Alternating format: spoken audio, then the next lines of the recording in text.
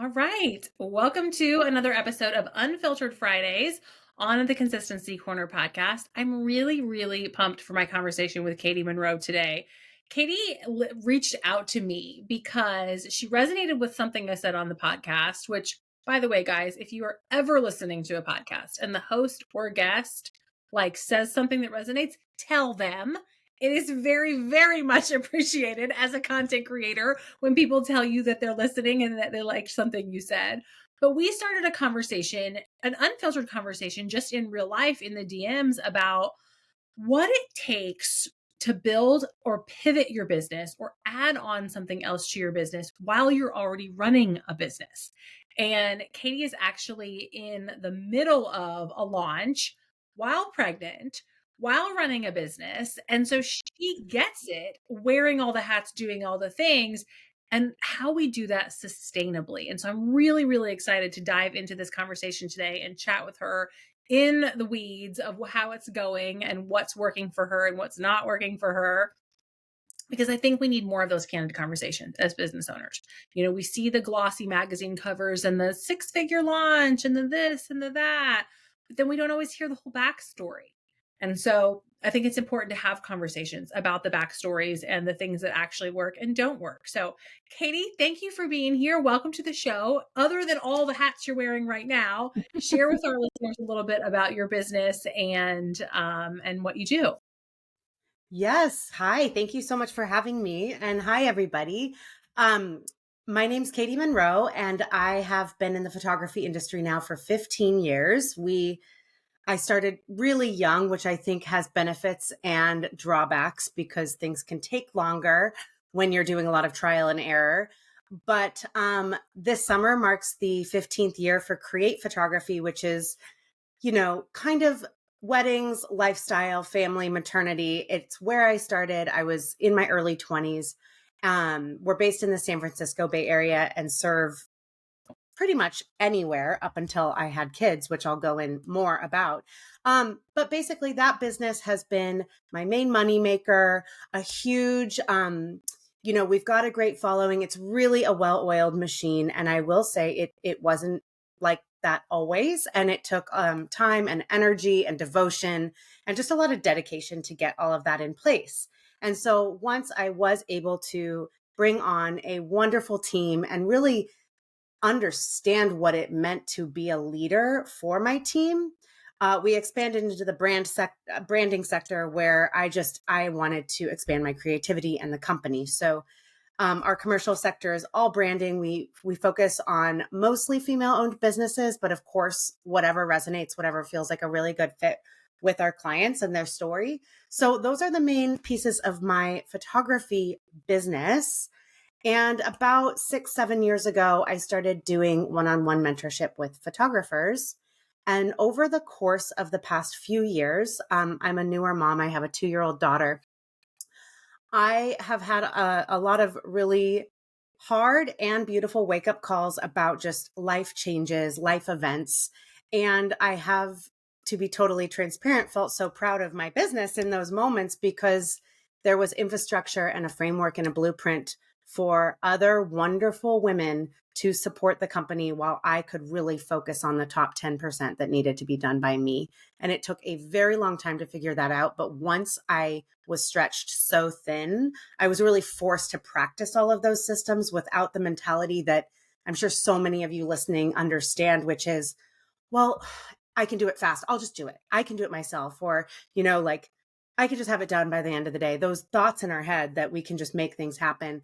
That was my biggest hurdle in launching my mentorship company or coaching company, which is called the Kreate Collective. And we focus on supporting female photographers in building businesses that are not only successful, but sustainable for their life so they can have more balance, stop doing everything themselves, and really define their brand so that, it can still be a beautiful and personable business, if that makes sense. Yeah. All exercising, outsourcing, and, all of those things. So that's more about me and the business. Right. Yeah, I'm curious. How long were you running the photography business. So you said, I think you said you're running the photography business for weddings and babies and all that for 7 or so years before you pivoted in and layered on the branding photography. Is that Yes. right? And I will be honest, I layered in a new layer after I had some of the worst burnout ever. And that's when I really, at around 6, 7 years in business, was when I said, hard stop. Everything's got to change. We've got to totally scale the company by raising our prices and outsourcing. So it didn't come from this glorious, beautiful place, but it did happen. And then about 6 years ago is when we moved into other sectors. Yeah. So talk to me about that decision to pivot and layer in another division with a different ideal client. Like you're now talking to a different ideal client Yes, and adding that as a second division versus shutting the other one down. Talk me through that decision. totally. At that point, so I'd say, gosh, 2015, 16, 17. This was around 2017. I want to think of my years here. So w- Create Photography was in a place where I had a team of photographers that were either second shooting or associate shooting that were good. It wasn't just like, oh, I was putting in the time and energy specifically with 2 women who were good and hungry, so we had a studio also right outside of San Francisco. There was like so much consistency and systems already in place with Kreate at that time where I felt comfortable finally taking a step back. Now that didn't mean all the time, but just enough to channel in 20% of my energy into something else. And my goal with that was, I was getting married. I was envisioning having a family. I was envisioning things shifting, and I was getting pretty burnt on being gone on weekends all the time. So I wanted to start layering it in and testing the waters of what it would look like to really level up, create a team, Mhm. which is exactly what I did. And when I say team, not only the actual artists out on location, but at that point, it was that's when I completely hired a full blown, um, I did do zero finances. Like that's when it was just like, okay, we need a bookkeeper and an accounting team. We need a full Mhm. editing team. We need a full, some branding support, someone who's going to really come in here and support our messaging. So we're consistently, bringing in the right people. So that was a really pivotal time. And still to this day, it's not 50-50. Where Create Photography still remains the kind of engine of the Yeah. photography side. And I think part of that is we're based in, you know, 45 minutes north of San Francisco. And it's a really desirable location geographically too. Yeah, and you built a reputation for yourself, and you're now have an engine of client referrals Yeah. and those types of things. So I think that makes a lot of sense. And the reason I asked that question is I love what you said about having a team so that you had the mental capacity to build that second thing. And Mhm. a lot of the times when we're in a space of like burnout, it's not that the thing that you're doing isn't working. It's just no longer fueling you because it's become bigger than you. You need those additional people to help you so that you can be in your zone of genius, so that as the CEO, you can grow things. And so, talk to me about when you decided to layer in that mentorship piece, because I see this as a trend where business owners are like, oh, online courses, digital programs, I can be a bajillionaire, I can make money in my sleep. But they're still running their business as a service Right. provider. And you're like, wait, actually, I don't have time to do this. Talk to me a little bit about that process. Such a good question. So, first of all, I just want to say that narrative is one that I just don't like. I hate the idea of a quick fix or let's make, the intentions behind that for some might be, I'm going to make $1 bazillion. That is so not where I am in terms of the shift in my business. But I would love to talk about the intention, yes, and the prep that I had to do because it has been an undertaking to create this program, which is a robust, like, wow, tons of content. I have worked on it for 14 months straight, probably 40 hours a week while running the business. So I Mhm. don't feel burnt out, which is actually really a beautiful thing to say because man, 6 years ago, I certainly was. So first and foremost, if you are looking to pivot into mentorship and coaching, first of all, I think it's extremely important to get really clear on your long-term vision and your why. Because if you're diving into this for yourself and to make like a side hustle, I really recommend going a bit deeper, because it there's so much potential, but it just like growing your photography business or your content creation business or your graphic design, it requires heart and thought and vision and systems and money and time. And so yes, you can just start mentoring for 125 and all of that. We all start somewhere, but getting really clear on why and how you want to go about it, I think is great. And just starting small so that you see how it feels. Because to step into that leadership role not only requires time, I think it requires a certain level of mental energy that you have to be aware of, because it is giving, it is not receiving. You are supporting other creatives. And for me, that does fill me up. So I found Mhm. that out, but I would highly, for me, it was always one-on-one and very intimate for a very long time. All of that was sped up in COVID. The world shut down, and I just was like constantly meeting with people. And what I found for me as a people person is that it was a lot of output. And so I had to really sit down. I was pregnant in 2020. So I was very introspective. I was really thinking about my future career and our family, and also just what I wanted for myself. And that's when I kind of made a new business plan that incorporated cultivating a really incredible offering for photographers. And I don't even call it an online course, but I guess it is. It's more of a group mentorship program with there's just so much that the only people taking it should be really serious about growing, learning to scale, wanting a team, really, really wanting it, right? Because it's a very comprehensive program. But Mhm. that's when I sat down and I was like, how am I going to do this? Because we need to make X amount of money to live in California. I need to bring home this. And it was almost like a combination of vision and reality hit together. And Mhm. so I got really clear very fast. And 2020 was a hard year to make a lot of decisions, but I started putting some new systems into place. And then in 2021, I brought on 3 more people to the team. We're now 6 people. I was very clear. I've never been so pragmatic about it. It was less emotional. It was like, this is what I have to offer you. If you are looking to really grow this, and now it's like this amazing team of people who want to be here. So Mhm. I started thinking about that about 2 years before I even began creating my program. And I just Yeah. want to put that out there because we're talking years, not months. And I know that's not the same for everyone and that we were in a pandemic. But for me, I was able to be a new mom. I was fully working and then dive in last summer. I began building out Momentum Method, and we are currently in a live launch. So, just for perspective, it was 14 months of creation Yeah. while running 2 businesses. Yeah. So And it it's takes 14 months because you don't oh yeah, have 72 hours in a day totally. to run 2 businesses, take care of yourself, take care of your family, and build Yes, out this whole new program and exactly. offer. And I love what you said about like digging into the why, because those are the things that are going to sustain you and keep you going Yes. when you're not seeing the results yet.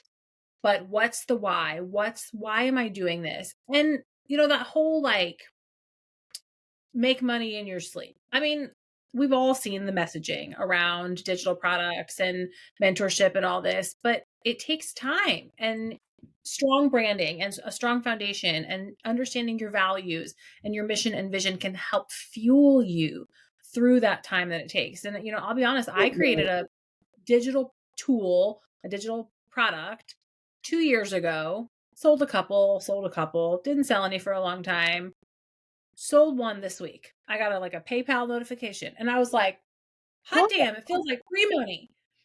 But it didn't feel like free money in the first 4 months when I was building it and designing it and then putting it out into the world and not selling any. But you still have to keep putting one foot in front of the other. And I talk Right. so much to my clients from a content perspective that, you know, okay content or bad content is better than no content because it teaches you something. Yes. And as you start to build out other offers in your business, that teaches you something too. Right. And if you take more time, you're probably going to learn more lessons and have more data to even be able to know what you need. And because you had already expanded your business in like a more of a not brick and mortar because you travel to see people and whatever, Right. but like you expanded your divisions and your offers in a more traditional sense, you knew what it took from a capacity perspective to Yes. continue to expand. And so talk to me a little bit about that, like outsourcing or hiring or adding to your team when you're used to the mentality of I can do Yeah. it better, I can do it faster, I can do it more efficient, I'll just handle it myself. Okay. This is a great question. Um, First of all, I just want to clarify it's so different to hire a team that's going to go out and shoot, right? Those Mhm. people were so carefully vetted. They wanted, they'd maybe been following me for a long time. That's a very intimate relationship. We're talking about them going out under my name, working with, that is so to me the like top, right? So that to me is where I put most of my energy in the beginning. Who are the right associate photographers? You know, Mhm. I it's like if you're a designer or an artist, it's like it's your baby, right? So Mhm. that's number one. And again, that just evolves. I kept putting it out there. I didn't overly put it out there because I didn't want it to come off, but I knew what we needed. And I also just want to say that when you're building a team, you have to know, especially in a creative industry, these people that are working for you also have a business. So you need to have such clear guidelines, SOPs, systems of procedures, um, wonderful communication, but clear visuals, guides in Canva, all of that needs to be ready to go. And I'm Mhm. sorry, that took me hundreds of hours. So just thinking, Yeah. you don't just throw together a quick team, but from there, I think it gets easier because you're producing high quality work. And I think the same goes for the back end systems of your editing. Um, that's the number one for me is knowing we have like, I think of it kind of like the back of a clock, it's all working slowly, but never stops. There's someone for everything. The processes move through. Our clients are moving through a wonderful journey and boom, that part of the business is taken care of. But what happened to my business when I started building out the program was, first of all, I had to make all these decisions. Do I want to have two Instagrams? I have two different ideal clients. I've got three now. I've got photographers. So getting really clear on branding. All three of them have a Mhm. different brand. We have a brand deck, tone, color, everything for all, because I wanted to make sure the lines don't get blurred and that we don't start losing really involved potential clients in any of the businesses. But then also, I hired a VA for the first time 3 years ago, which was a huge, wonderful plus in my business. Not that it Mhm. happens overnight. Again, we had to get to know each other, build a system, build a relationship. But my goal in my business is to create one valuable piece of content a week that we put out to our following that's recycled across social media, blog, that's a really robust kind of little engine of marketing.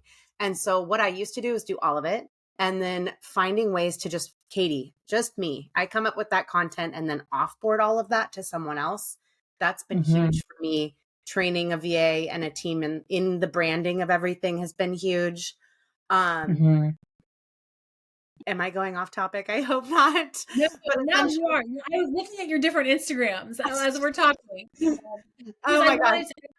I love what you said about you creating one piece of content and then that goes into the engine. And I was like literally just thinking about the Right. conversation that I had with my coach. Earlier today, I had a planning call with my coach and we were talking about that like my vision for people with social media is that they use long form content to make social media easier. Yes. And And drive and them back to your site. yes, and that's not, and she and I were talking, she was like, you are onto something with this messaging because that is not what's being taught.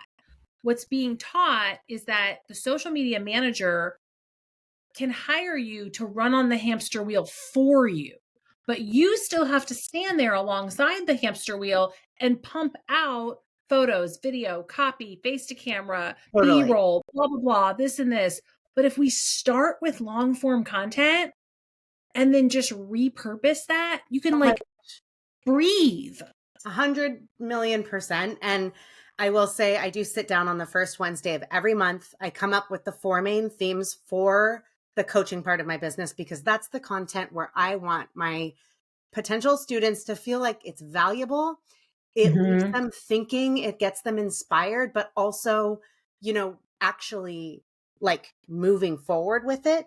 Whereas the other parts of my business are a little bit more oiled. So those are where we can come in and say, we're going to do 1 reel a week, this, that, and the other thing. And I'm no longer, I have my limit to 30 minutes a day on Instagram, and we automate everything. And I'm completely running, all of my content is gearing people back to our websites so they can get what they need and all of their Mets need through there, and for SEO purposes. But Mm-hmm. I don't think we all need to be on the hamster wheel of Instagram. I don't think that's where our best communication will be. However, you will see I'm active. Like, we are definitely active, but it's all starting with a huge piece of content that's bite-sized pieces for social media, which you can have anyone do. A virtual Mm-hmm. assistant, a regular assistant, that is not something that main business owners need to do other than come up with the main piece. Yeah, but it starts with that main piece. It And starts with that's it where for sure. I see business owners struggle, and that like they think that they don't have time to create that main piece. And so then They they're like, well, do. I'll just hire a social media manager. But their social media manager can't be Well, effective because they don't have what oh, they we have a need to little bit of a create effective lag. content. And so it starts with that main piece and kind of knowing your pillars and your themes. And what you said about running multiple Instagrams, I think that's something that is a big decision for a lot of people, of Oh, like, how am I going to do this? What is that going to look like? And I had a conversation with someone recently about my podcast, and I'm very similar in that I have two core offers that serve two different ideal clients. A retainer offer that is for much farther along business, 7 figures right, plus, and then my done for you 9 grids or my content planning support or whatever that are more for that like solopreneur, very small team, still probably around 6 figures. And so I'm like, okay, so on the podcast, like who am I talking to? How do I talk to both of them? The person I was talking to, she was like, well, what's your podcast's job? What is the job of that piece of content? right, And I was like, well, it's to nurture relationships with my audience. And she's right. like, okay, which audience? And I was like, well, from a retainer perspective, those people aren't listening to my podcast. She's like, okay, so now you know your answer, and you know who you're Exactly. talking to, and you know the job of the content. But I thought that was such a great question. And I think Yeah. the same question can be asked for an Instagram profile. What is the job of this profile? Yes. And I will say, separating, the wedding family life from the branding life was the best decision. Yes, it's more work. And again, what this core theme today for everyone listening, it comes back to having the systems in place so that that's not stressful. Yeah. There's a blueprint we follow for both businesses. Mm-hmm. And they're different messaging and they're different fonts. And yes, they're different content because we're shooting different things. But really, at the end of the day, the core message and the core goal is that we're connecting with a very different client on either handle, and trying to merge the two wasn't serving any part of my business. And now Yeah. I'm at a crossroads of wondering if I need to make a third, and I'm kind of don't even want to go into that. Um, Do you have a personal Instagram that you no. use more like a personal brand? No. No, and I have a 2-year-old daughter, and she is just not on the gram, I'll text my family and friends, like, I just keep it, and I certainly share some personal parts of my life and who I am, but who really get to know me personally is my email list. Yeah. Yeah, I Yeah. nurture And my list. I'm really involved in there. It's very much like, if you opt in for this, you're opting in for a more, like, fireside chat, but so honest. let's talk about that from an email list perspective, because I'd assume that you've got your email list pretty well segmented between those three different ideal clients. Yeah, that's been a really fun journey as well. But what's great about that is there are so many. Yes, there's multiple segments for each.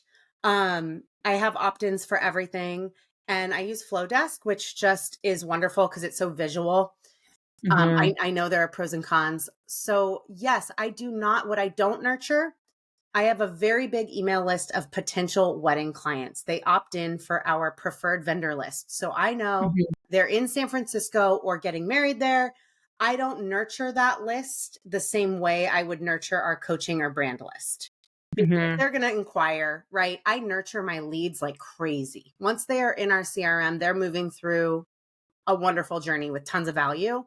But I Mhm. do send out like a quarterly newsletter just to make sure that the company stays kind of at the top of people's minds.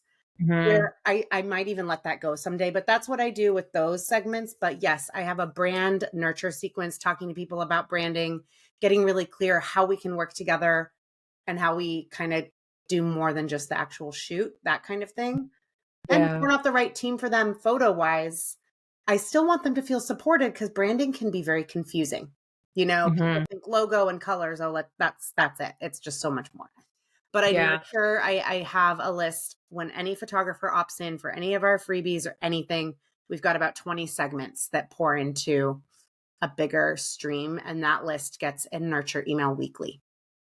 So when you're talking about the systems and the processes behind the scenes, that's what you're talking about. The Yeah. fact that we have 20 segments, that we have different funnels running, that we have tags, that we know these things so that when we need to pull a lever in order to hit a business goal, we know which lever to pull.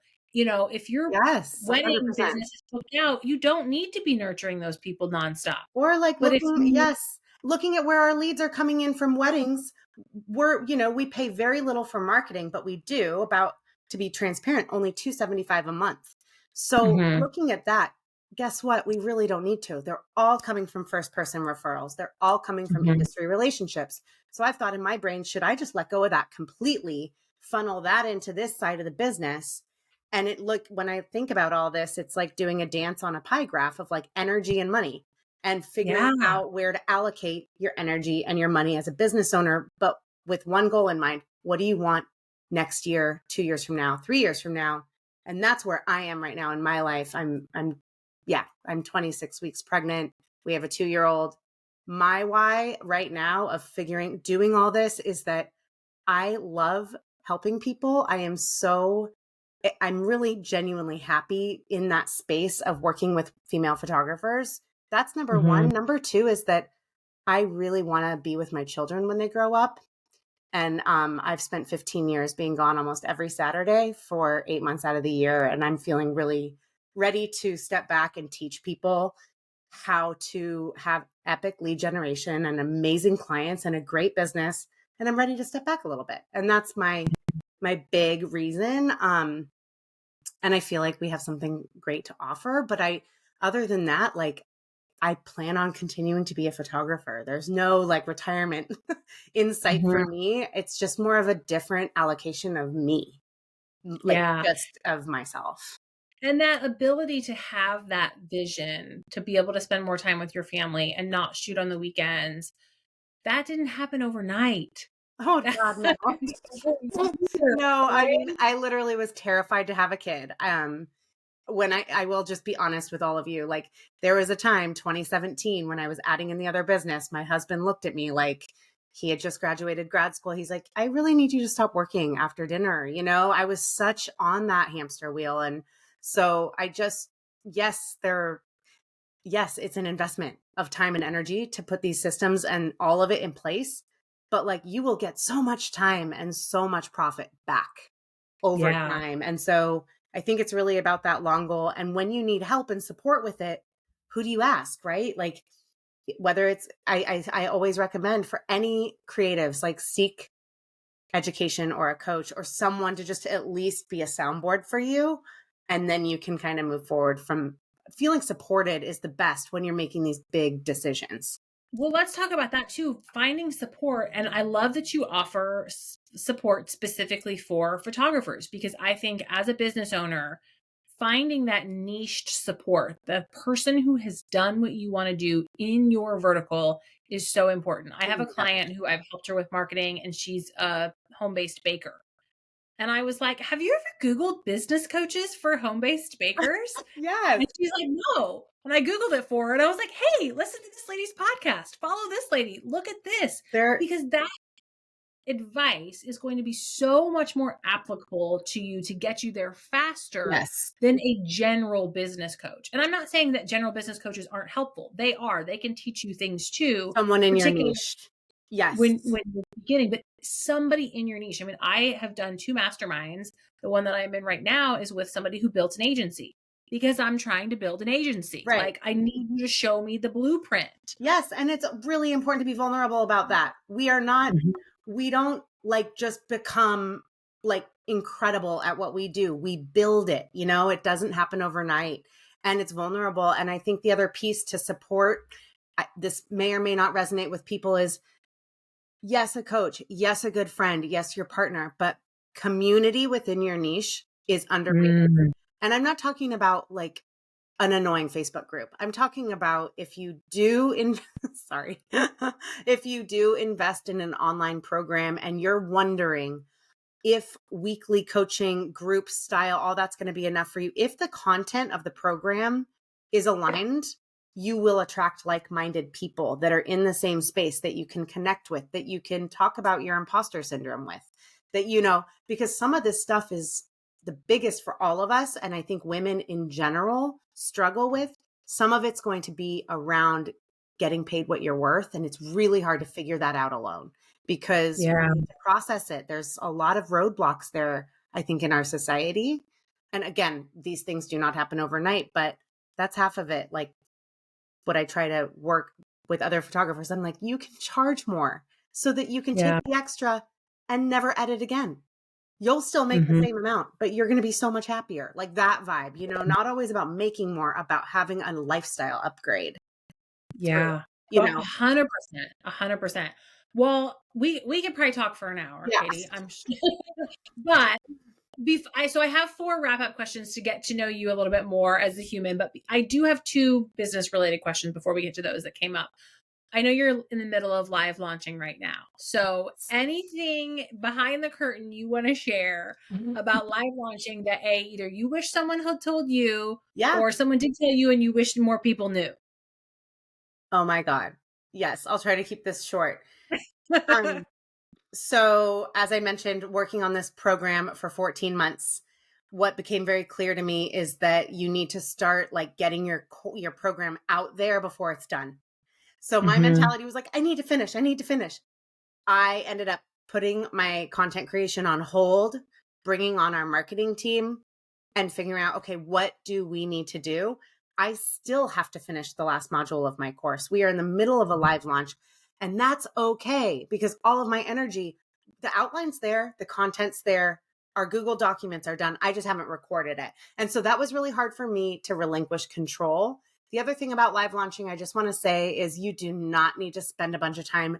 Once you feed your email list through your sales launch sequence, you could hypothetically be done. And I had a lot of anxiety about social media. So I just want to share really quick what I did was when I had my hair and makeup done, which is not very often, I did a bunch of quick snippets for social media. So they were done. And I am really chilling. I am like watching how many emails are being open. We're on day 6. We've had 4 people sign up. I have no idea how good that is because some of this is new to me. I'm feeling great about it. We're looking for a smaller cohort. But my point is like, it doesn't have to be any way but what works for you and your mental health. Yeah. And So how long did you start building an email list for this segment before you launched the thing? I had a small list for the past 6 years that was just coming in, but it was really small. And I put out a really like epic training, or I really worked a long time on it in May. So in May, I started really pushing this training. It was mostly organic. I spent about $500 testing Facebook ads. It didn't, and then I was like, you know what? I'm just going to do all this organic for now, see how that goes and move forward in the future. So I spent about a year and this list now feels very nurtured. They've had an email every week, lots of low hanging fruit, lots of people that have booked calls, you know, but the list isn't huge. It's not massive, but I feel great about about it for what the time, you know? Yeah, but you knew my point is you knew you had an audience that could use this offer. You Yeah. weren't pitching a new offer to a cold audience, or you weren't pitching a No. like, and that's what I think that sometimes people don't think through. And this is why I want to like hone in on the fact that the segmentation is really important. Because if you emailed your entire list about branding for photographers, No. you're Yeah. No. turning people and we were like, what? Never mind. And then they're like unsubscribe. So those segments are so, so critically important. And as I began to put out more intentional content, I want to share one last piece. I was watching a few other types of photographers unsubscribe. And the way I look at that is that's okay. If this is Mhm. not for them, they shouldn't be here, because I do talk a lot about the wedding industry, the amount of burnout, and like people are just underpaid and burnt out. So Mhm. people started to drop, and I was like, and then the next day we'd have 5 new people who were there, who were enjoying it. So that's another thing, is just try to put your ego and all of that aside and just trust that what you're doing is thoughtful and great, and the right people will find you with the right messaging, obviously. Yes, for sure, for sure. Do you know are you into the Enneagram? I don't know all of the details. I know that I'm a generator. Okay, that's human design. Oh, Um, okay. Never mind. which I mean that's cool. I'm into that too. Enneagram is the number, so it's a 1 through 9. Um, Forget. Yes. you'll have to look it up. I was just curious. When I talk to people, I always want to know because I'm into the Enneagram. I'm looking it up right after we get off the phone. I am going to guess, like, not an Enneagram coach or expert or any of those things. I'm going to guess you're an 8. So if you take the quiz and you let me know that I was All right. right. I'll let you know. Okay, so a couple questions just to kind of get to know you a little bit more as a human. I always love to ask our guests, what is your current bingeable show that you're super into, or something that you finished recently that you would recommend? Oh, that's such a good one. I am so cheesy, but Virgin River. That's when I really need to not think. And then I'm currently really into the morning show on Apple TV with Jennifer Oh, did the new Aniston. season come out? It's really good. I am on the first one. Okay, I watched everything season 1 and season 2, but season 3 I think is coming very soon I if it's not really love already. it. It's working for me. Yeah, that was a really good one. Okay, so along with your bingeable show, what's your go-to snack for while you're watching your show?